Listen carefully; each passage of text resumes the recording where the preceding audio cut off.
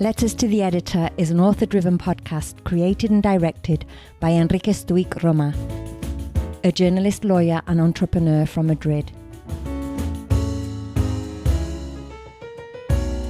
Enrique holds a Guinness World Record for his letters to the editor and has had 10,000 letters published in 70 Spanish newspapers.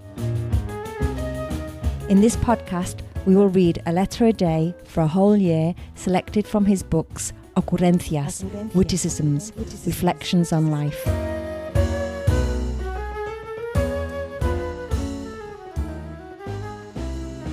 The title of today's letter is I Do Not Want to Be Overwhelmed. At last, I finally made it to my 80s, and now the good part begins. Everything up to now has just been the appetizer for what I hope to do in this next decade.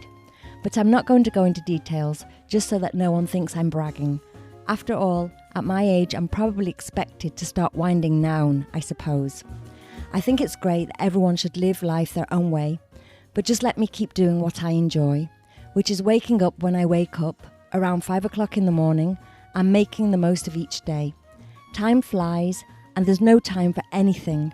There's never enough of it. Still, I don't want to get overwhelmed, and I'm not going to stress about it.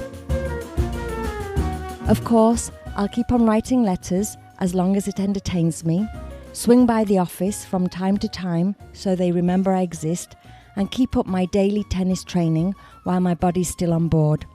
I'd also like to start something new, maybe finally finish that sociology degree, learn to dance, and a couple of other ideas I have, if time allows.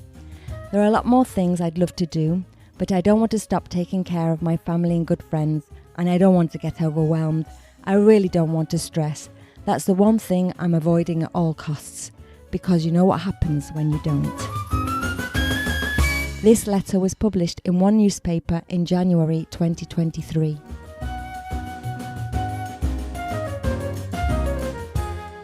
Discover more episodes at letterstotheeditor.com. And remember to subscribe and rate the podcast on your favourite platform.